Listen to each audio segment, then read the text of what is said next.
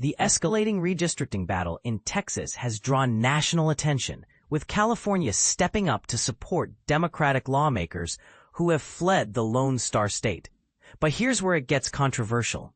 What happens when one state's political fight spills over into another, and what does it mean for American democracy? This is the part most people miss. It's not just about maps or seats. It's about a larger struggle for fairness and representation. On Friday, Texas Attorney General Ken Paxton, a staunch Republican ally of former President Donald Trump, petitioned the state Supreme Court to strip 13 Democratic legislators of their positions. These lawmakers had left the state to avoid voting on contentious congressional maps that Republicans are pushing to redraw mid-cycle. A move critics say aims to tilt the balance of power in favor of the GOP ahead of the 2026 midterm elections. This high-stakes game of political chess began when dozens of Democrats decamped to blue states over the weekend.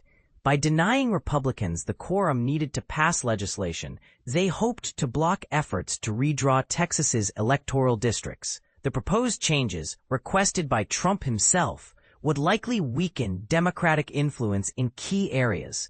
In response, Texas Republicans issued a bold ultimatum: return to the Capitol in Austin by Friday, or face consequences ranging from arrest to removal from office.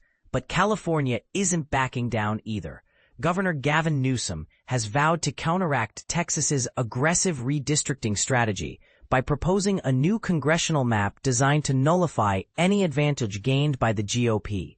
At a press conference in Sacramento, Newsom stood alongside a group of defiant Texas Democrats and declared, "We don't move unless they move." He added, however, that California wouldn't unilaterally disarm in this escalating war of political maneuvers. Meanwhile, tensions continue to rise as Texas Republicans escalate their legal and financial pressure on the absent Democrats. On Thursday, Senator John Cornyn claimed the FBI was assisting in locating the lawmakers who sought refuge in Illinois. However, federal authorities have remained tight-lipped, leaving questions about whether such intervention is even within their jurisdiction, given no federal crimes have been committed. Adding to the drama, police responded to a second bomb threat at the suburban Chicago hotel housing several Texas Democrats. Despite these threats, the lawmakers remain resolute. Ann Johnson, a Democratic representative from Texas, spoke passionately during the Sacramento event, saying, "Make no mistake, we are not running away. We see the danger coming, and we're charging straight toward it." Back in Texas, House Speaker Dustin Burrows warned that civil arrest warrants against the Democrats could soon be enforced beyond state lines. Meanwhile, Governor Greg Abbott doubled down on his commitment to call endless special legislative sessions until the Democrats return. They won't come back until 2027 or 2028, he told NBC News, implying the standoff could drag on indefinitely. Paxton, meanwhile, has taken aim at Beto O'Rourke, accusing the former presidential candidate of unlawful fundraising activities on behalf of the out-of-state lawmakers. A temporary restraining order issued late Friday bars O'Rourke and his organization, Powered by People, from covering fines or personal expenses incurred by the Democrats. The ruling underscores the growing stakes in this increasingly bitter feud. The judge overseeing the case, Megan Fahey, has ties to conservative groups, including the Fort Worth Republican Women's Club.